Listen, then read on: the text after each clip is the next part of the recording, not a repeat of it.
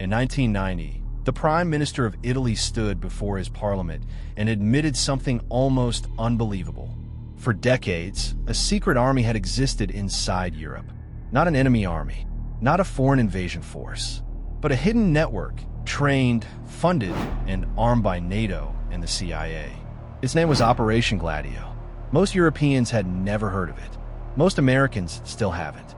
But its shadow stretches across bombings, assassinations, political manipulation, and one haunting question. What happens when a democracy builds a secret army and loses control of it? This is the story they buried. When World War II ended, Europe was shattered.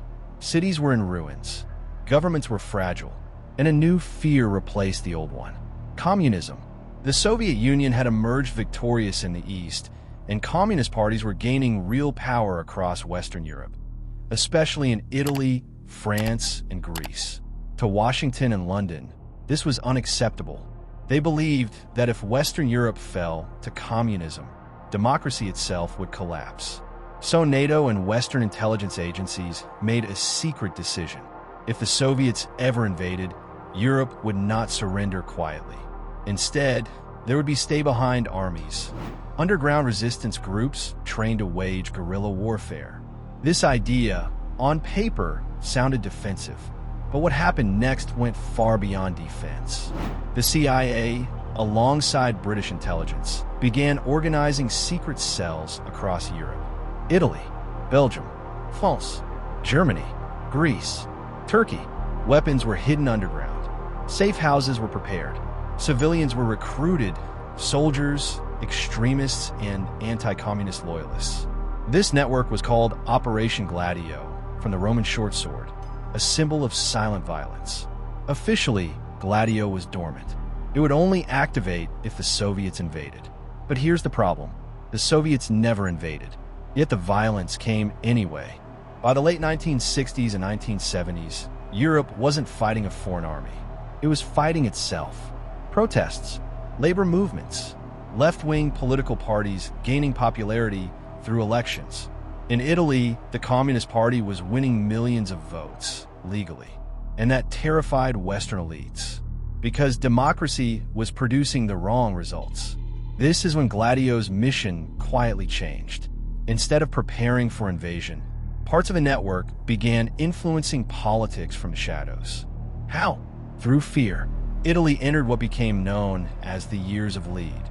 Bombings ripped through public spaces, train stations, banks, public squares. In 1969, a bomb exploded at Piazza Fontana in Milan, killing 17 people. At first, the blame was placed on left-wing activists, but investigations later revealed something darker. Evidence pointed toward neo-fascist groups with connections to intelligence services. This was part of what investigators later called the strategy of tension. The idea was simple and horrifying: create chaos, blame the left, push the public toward authoritarian solutions. Fear would make people accept stronger security, weaker freedoms, and pro-NATO governments. And Italy was not alone. In Belgium, during the 1980s, mysterious gunmen carried out brutal supermarket massacres. Families were slaughtered. No clear political demands. No arrests. The attackers were never identified. Years later, investigators began asking an uncomfortable question. Why did these attacks resemble military operations? In Germany, France, and Greece, similar patterns emerged. Unsolved violence, destroyed evidence, blocked investigations, and every time inquiries got too close, they were shut down. Then, in 1990, the wall cracked. Italian Prime Minister Giulio Andreotti officially confirmed the existence of Operation Gladio. Not a rumor, not a conspiracy theory, a real NATO-linked secret army. European parliaments were stunned. Investigations were launched. NATO responded with silence. The CIA denied wrongdoing. No senior officials were prosecuted. No one truly held accountable. The message was clear: some secrets are too dangerous to fully expose. Supporters argue Gladio was necessary, that the Cold War demanded extreme measures, that communism posed an existential threat. But critics ask a different question: if democracy must be protected by lying to the public, by false flag violence, by secret armies operating outside the law, then what exactly is being protected? Freedom or power? Operation Gladio didn't end with the Cold War. It set a precedent that governments may act in secret, that fear can be manufactured, that truth can be classified away, and that citizens may never fully know who is pulling the strings. Operation Gladio was not taught in schools. It wasn't explained on the evening news. It was buried under classified files, denials, and silence.